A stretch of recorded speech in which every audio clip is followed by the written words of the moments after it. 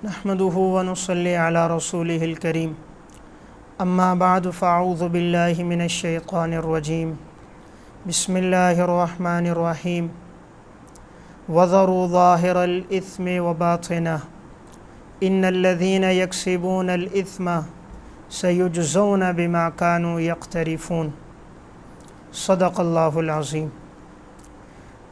قرآن کریم میں اللہ رب العزت ارشاد فرماتے ہیں کہ تم ظاہری گناہوں کو بھی چھوڑ دو اور باطنی گناہوں کو بھی چھوڑ دو۔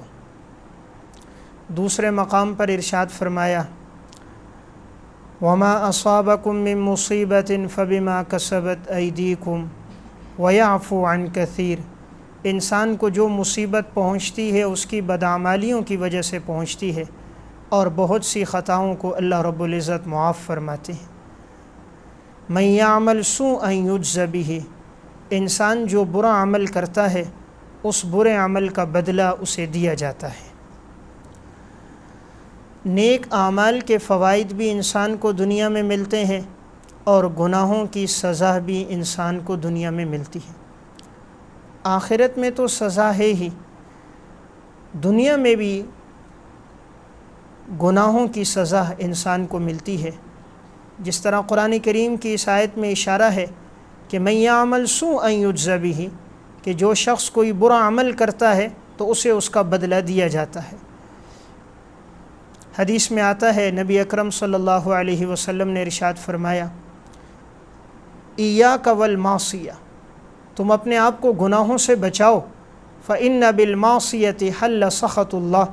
انسان جب گناہ کرتا ہے تو اللہ کی ناراضگی اترتی ہے، گناہ کرنے سے اللہ کی ناراضگی اترتی ہے، اس لیے انسان اپنے آپ کو گناہ سے بچائے۔ گناہ کے کیا نقصانات ہوتے ہیں؟ تو میں آپ کے سامنے 30 نقصانات عرض کروں گا کہ دنیا میں گناہوں کے 30 نقصانات ہیں۔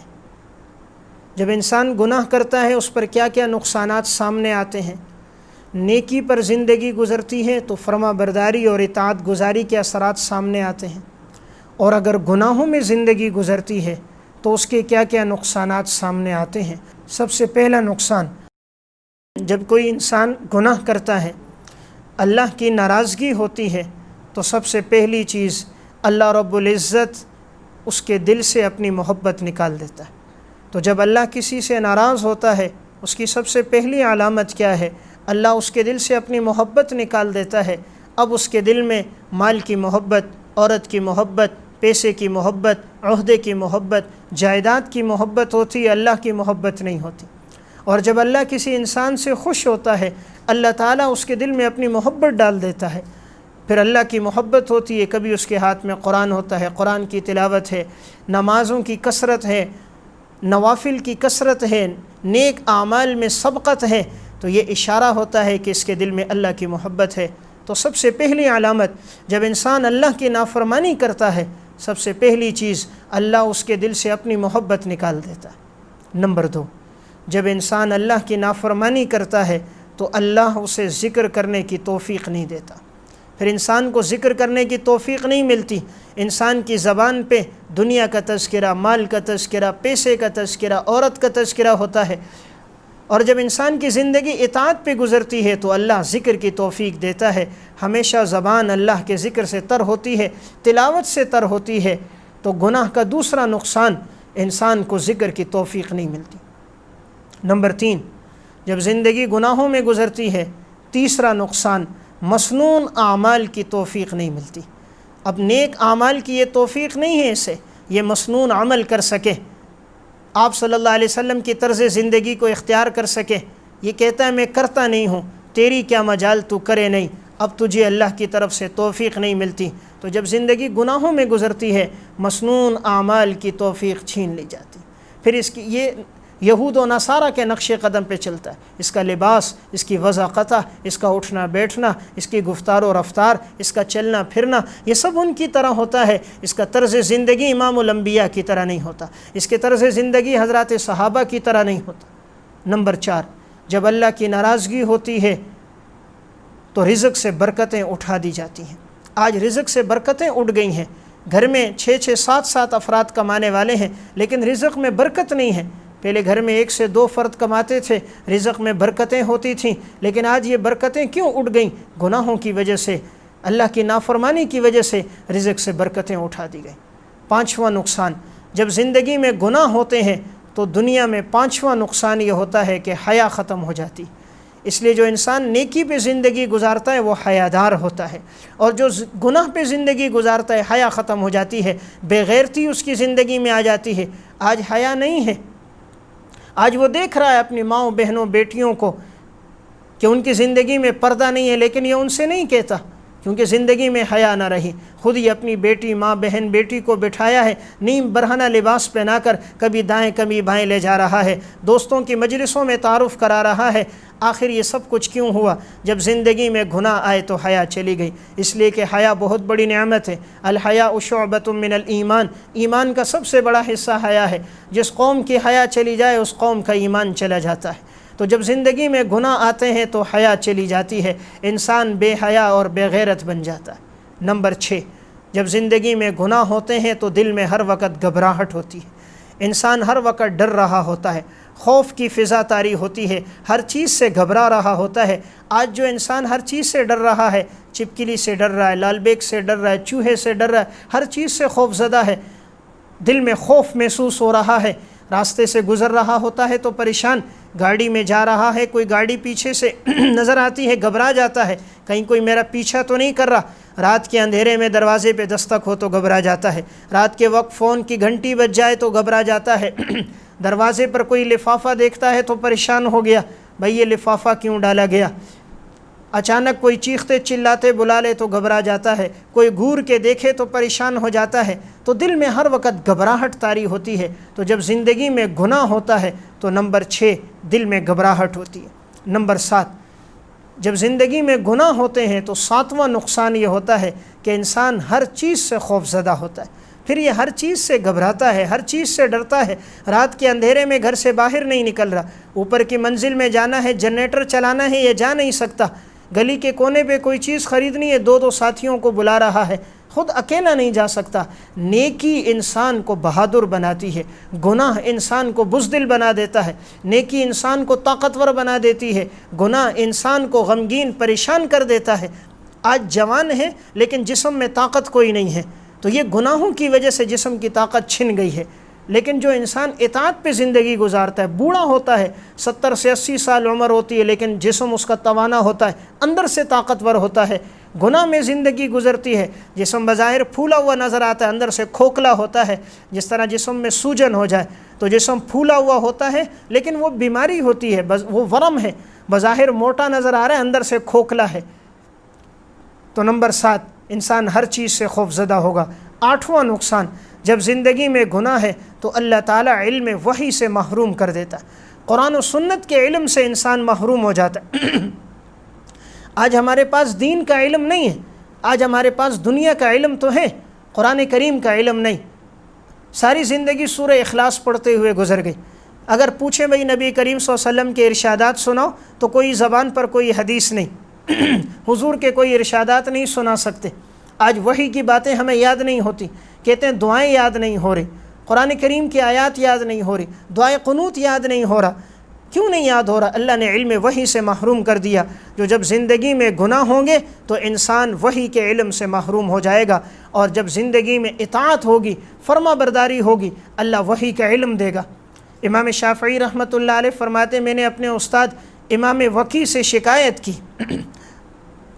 میں نے ان سے کہا میں بھول جاتا ہوں، آپ کوئی مجھے وظیفہ بتاؤ، تو انہوں نے مجھ سے کہا گناہ چھوڑ دو، اس لیے کہ علم ایک نور ہے اور اللہ یہ نور گناہ گار کو نہیں دیتا۔ شکوت الی وکیع سوء حفظی فاوصانی الی ترک المعاصی فان العلم نور من الہی ونور اللہ لا یعطی لعاصی۔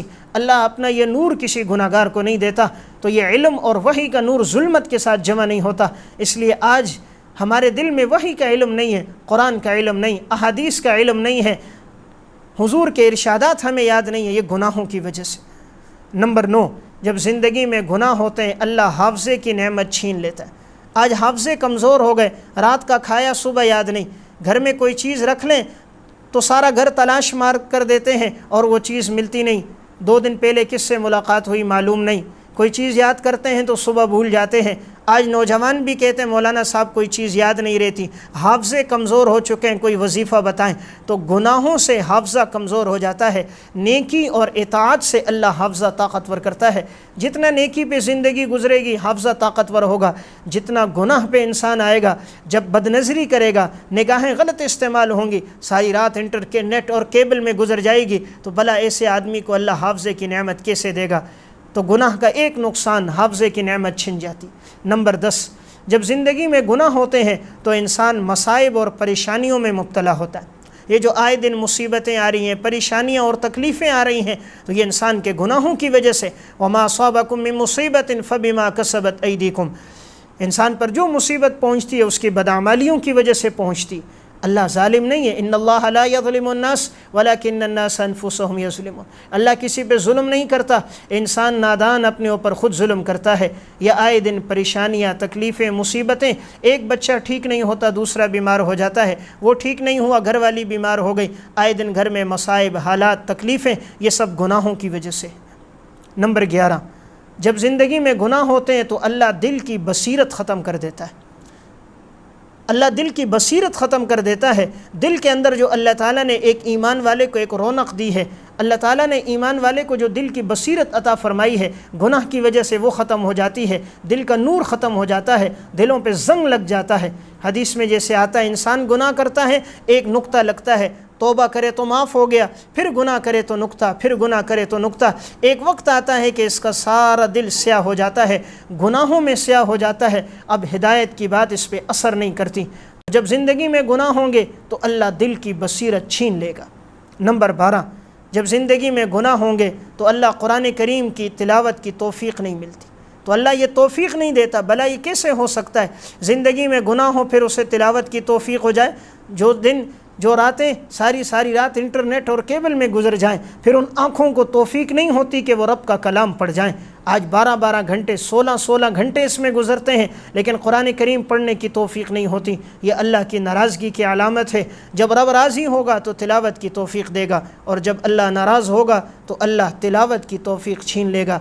آج اول پڑھتے نہیں، اور اگر قرآن اٹھایا تو غنودگی آ جاتی ہے، دوبارہ رکھ دیتے ہیں، موبائل کی گھنٹی بج جاتی ہے، کوئی بچہ بلا لیتا ہے، کوئی دوست دروازے پہ آ جاتا ہے، تو تلاوت کی توفیق نہیں ہو رہی۔ یہ اللہ کی ناراضگی کی علامت ہے۔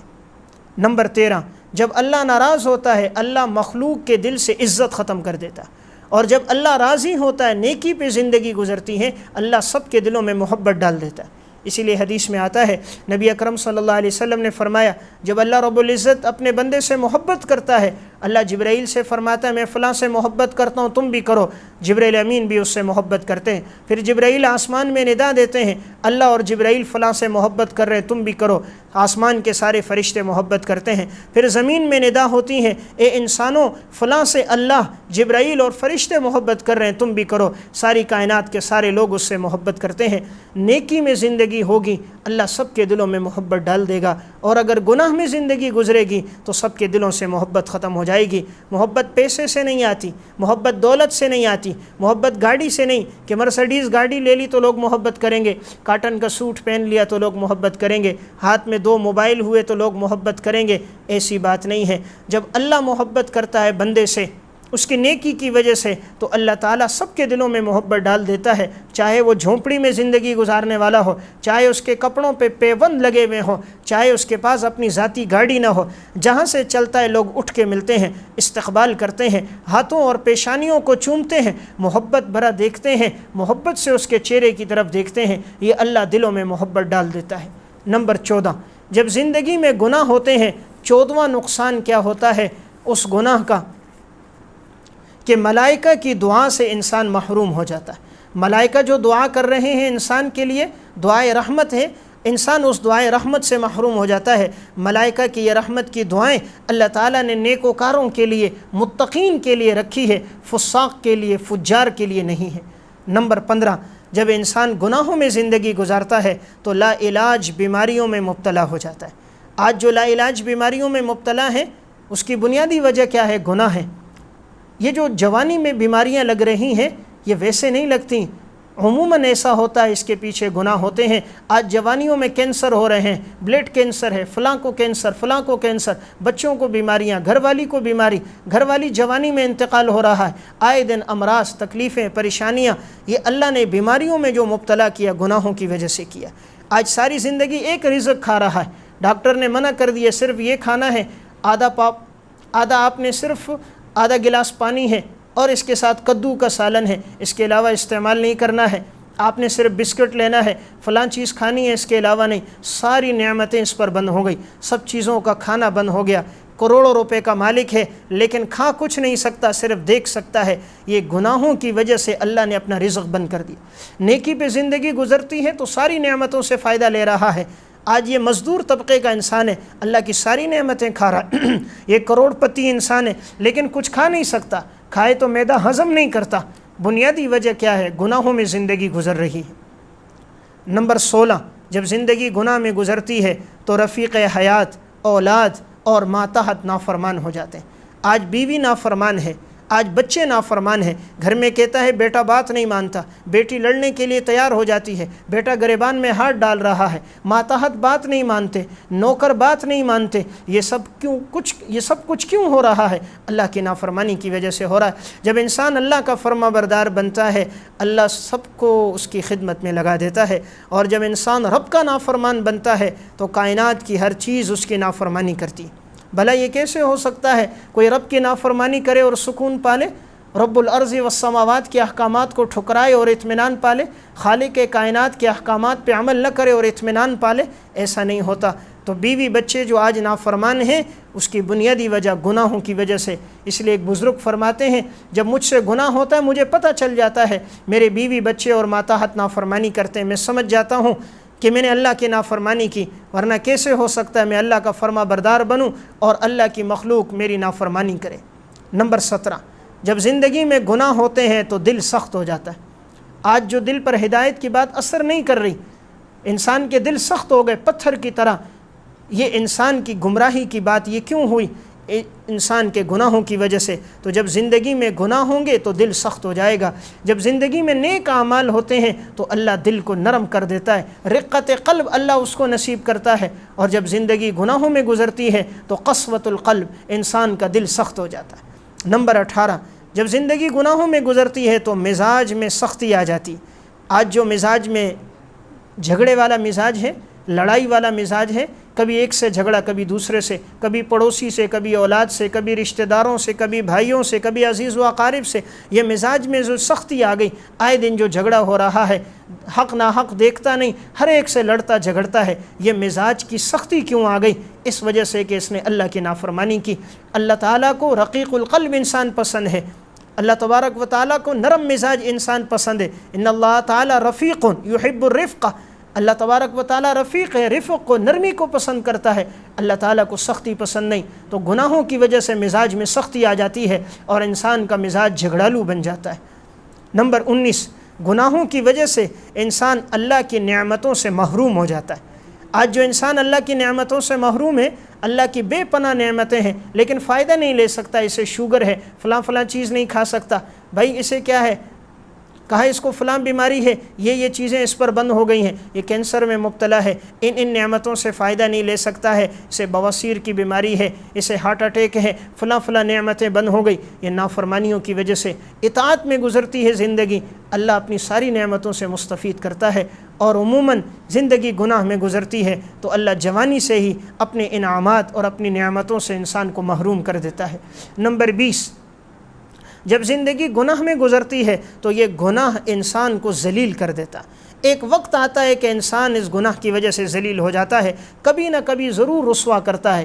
نیکی انسان کو عزت دیتی ہے، گناہ انسان کو ذلیل کرتا ہے، آج نہیں تو کل، کل نہیں تو پرسوں، ایک وقت آئے گا یہ انسان کو رسوا کر دے گا، چہرے کے اوپر کالک مل دی جائے گی اور چہرے کی رونقیں ختم ہو جائیں گی۔ یہ گناہوں کی وجہ سے ہوتا ہے۔ نیکی سے عزت ملتی ہے، گناہ سے انسان ذلیل ہوتا ہے۔ جتنا 7 پردوں میں چھپ کر وہ گناہ کرے، جتنا پوشیدہ ہو کر وہ گناہ کرے، ایک وقت آتا ہے یہ گناہ انسان کو ذلیل کر دیتا ہے، آج نہیں تو کل، کل نہیں تو پرسوں۔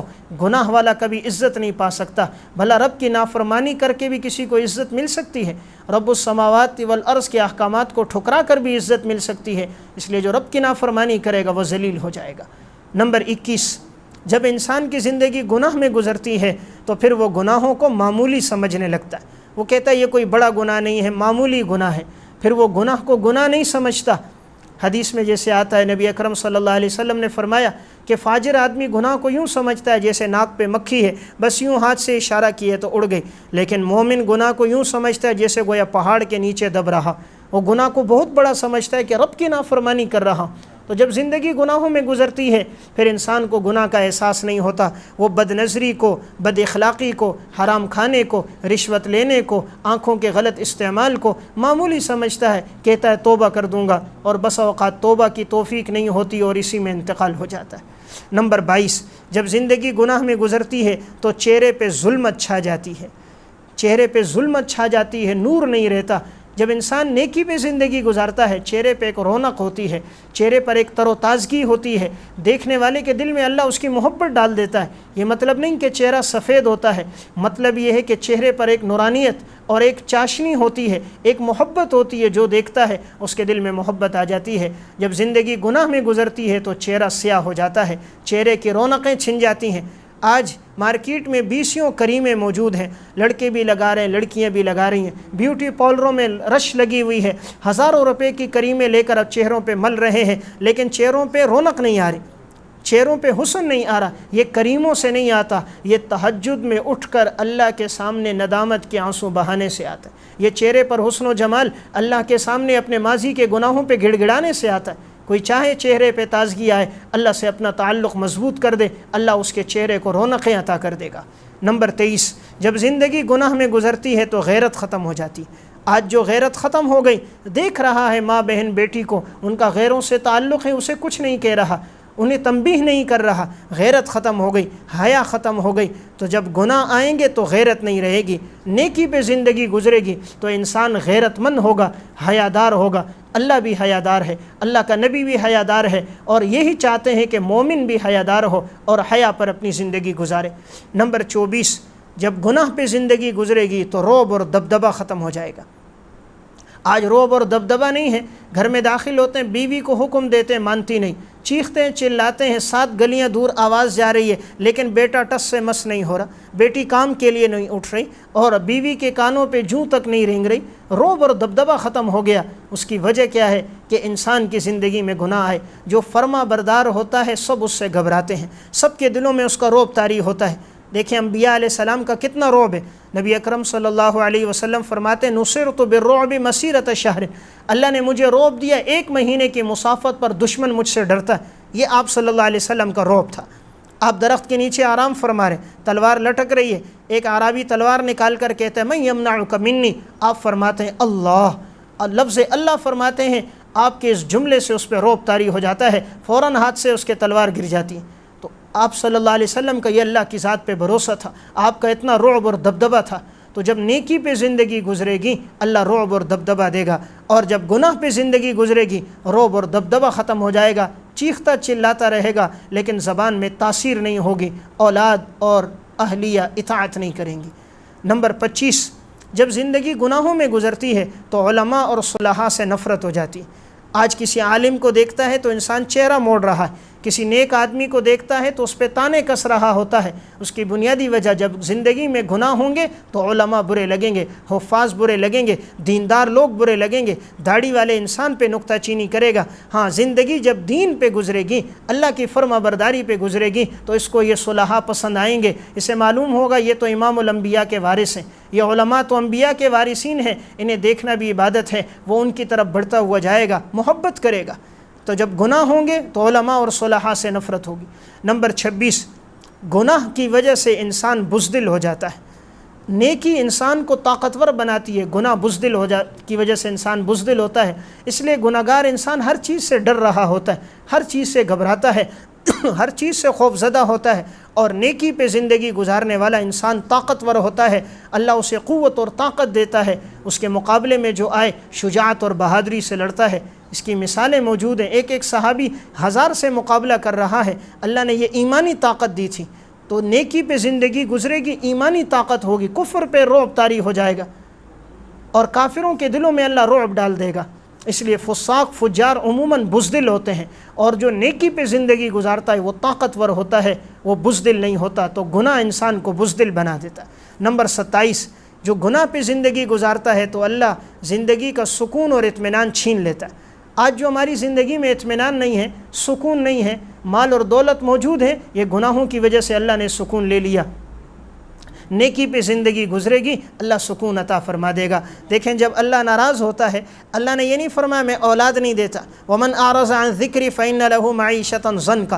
اللہ جب ناراض ہوتا ہے زندگی تنگ کر دیتا ہے۔ یہ نہیں کہا میں ناراض ہوتا ہوں تو اولاد نہیں دیتا، میں ناراض ہوتا ہوں تو بیوی نہیں دیتا، ناراض ہوتا ہوں تو گاڑی نہیں دیتا، مکان جائیداد نہیں دیتا، عہدہ اور منصب نہیں دیتا۔ اللہ فرماتا ہے میں ناراض ہوتا ہوں، سب کچھ دیتا ہوں لیکن زندگی تنگ کر دیتا۔ گھر میں آتا ہے تو تنگ، باہر ہوتا ہے تو تنگ، اولاد کے ساتھ بیٹھتا ہے تو پریشان، دم گھٹ رہا ہے، سانس بند ہو رہا ہے، رات کو پریشان ہوتا ہے، کیفیت یہ طاری ہوتی ہے، گھبراہٹ طاری ہوتی ہے، یہ گناہوں کی وجہ سے۔ تو جب زندگی میں گناہ ہوں گے تو انسان ہر جگہ تنگ ہوگا۔ آج جو ہم ہر جگہ تنگ ہو رہے ہیں، سانس گھٹ رہا ہے، دم گھٹ رہا ہے، کہتے ہیں کسی نے جادو کر دیا، کوئی سحر ہو گیا، نہیں، رب کی نافرمانی کی ہے، اللہ رب العزت نے اطمینان اور سکون کی زندگی چھین لی۔ آج 6 انچ کا گدا ہے، ایئر کنڈیشن کمرہ ہے، پہلو میں گھر والی اور رفیق حیات موجود ہے، کمرے میں کوئی مچھر مکھی داخل نہیں ہو سکتے، لیکن سکون کی نیند نہیں آ رہی۔ بنیادی وجہ کیا ہے؟ رب کی نافرمانی۔ نمبر 28، جب گناہوں میں زندگی گزرتی ہے تو جوانی میں بڑھاپے کے آثار نظر آتے ہیں۔ جوان ہیں لیکن بڑھاپے کے آثار ہیں۔ جوانی کے اندر آخر حالت یہ ہو چکی ہے، یہ وزن نہیں اٹھا سکتا ہے۔ جوان موجود ہے، چہرے کا رنگ زرد ہو چکا ہے، ہاتھوں میں طاقت موجود نہیں ہے، چلتا ہے تو نیچے گر جاتا ہے، کوئی وزن دو تو اٹھا نہیں سکتا، جسم پہ ہر وقت پسینہ آ رہا ہے، بات نہیں کر سکتا ہے، ہر وقت خوف ہے، گھبراہٹ کی کیفیت ہے، حقوق ازدواجیت ادا نہیں کر سکتا۔ یہ جو جوانی میں بڑھاپے کے آثار شروع ہو گئے ہیں، یہ گناہوں کی وجہ سے شروع۔ تو جب انسان گناہ کرتا ہے تو یہ بیماریاں اس کو لگ جاتی ہیں، جسم سے طاقت چھن جاتی ہے۔ نمبر 29، جب زندگی میں گناہ ہوں گے سکون کی نیند سے انسان محروم ہوگا۔ نیند اللہ کی بہت بڑی نعمت ہے۔ آج جو سکون کی نیند نہیں آ رہی، ٹیبلٹ کھاتے ہیں، سو تو جاتے ہیں لیکن اطمینان نصیب نہیں ہوتا۔ اطمینان اس نیند سے ہوتا ہے جو اللہ انسان کو عطا کر دیتا ہے۔ وہ جو نیند اطاعت پہ ملتی ہے، انسان 1 گھنٹہ سوتا ہے، سکون کی نیند ہوتی، ٹیبلٹ کھا کے سو رہا ہے، سکون نہیں مل رہا، گھنٹوں بستر پہ لیٹا ہوتا ہے۔ کئی لوگ ملتے ہیں، مولانا صاحب وظیفہ بتائیں، رات کو نیند نہیں آتی، 2-2 3-3 گھنٹے کروٹیں تبدیل کرتے رہتے ہیں لیکن نیند نہیں آتی۔ جو اطاعت پہ زندگی گزارتا ہے، سوتا ہے، 1 گھنٹے کی نیند ہوتی ہے، دماغ فریش ہو جاتا ہے، اطمینان اور سکون اسے مل جاتا ہے۔ وہ اگر سڑک کے کنارے سویا ہوا ہو، اس کے سر کے نیچے پتھر ہو، اسے سکون کی نیند آتی ہے، حالانکہ گاڑیاں گزر رہی ہیں اور یہ ایسی جگہ پر ہے جہاں کوئی مکھی اور مچھر بھی داخل نہیں ہو سکتا، لیکن سکون کی نیند نہیں ہے۔ تو جب اللہ ناراض ہوگا، اللہ سکون کی نیند چھین لے گا۔ اور نمبر 30، آخری چیز یہ ہے، جب زندگی گناہوں میں گزرے گی تو خاتمہ اچھا نہیں ہوگا۔ زندگی گناہوں میں گزرے گی تو خاتمہ اچھا نہیں ہوگا۔ کما تعیشون تموتون کما تموتون تبعثون، جیسی زندگی گزارو گے ویسی موت آئے گی، اور جیسی موت آئے گی ویسے قبر سے اٹھائے جاؤ گے۔ اگر ہم چاہیں کہ ہماری موت اچھی ہو، ہمارا خاتمہ اچھا ہو، تو ہمیں چاہیے کہ ہم زندگی اللہ کی اطاعت اور فرمانبرداری میں گزاریں۔ نیکی پہ زندگی گزرے گی تو موت اچھی آئے گی، اور گناہوں پہ زندگی گزرے گی تو موت کیسی آئے گی۔ ڈاکٹر نور محمد نے ایک واقعہ نقل کیا، کہا کہ میرے وارڈ میں ایک شخص کو لایا گیا، آخری وقت تھا، ہم اسے کلمے کی تلقین کرتے، وہ کلمہ نہ پڑھتا، اس کے سامنے کلمہ پڑھنے لگتے وہ آگے سے گانا گانے شروع کر دیتا۔ یاسین پڑھ رہے تھے اور اس کے سامنے کلمہ پڑھ رہے تھے لیکن زبان پہ گانا تھا۔ ڈاکٹر نور محمد کہتے میں نے دیکھا آخری وقت میں گانا گاتے ہوئے دنیا سے چلے گئے، تو مجھے بہت افسوس ہوا۔ میں نے اس کے بیٹے سے کہا کہ 40 سال سے زائد عرصہ ہوا ہے لیکن میں نے ایسی خوفناک موت نہیں دیکھی کہ اس کے سامنے ہم کلمہ پڑھیں پھر بھی اس کی زبان پہ کلمہ نہ آئے، اور جب سے اسپتال لایا گیا ہر وقت زبان پہ گانا گانا اور گانا گاتے ہوئے دنیا سے چلا گیا۔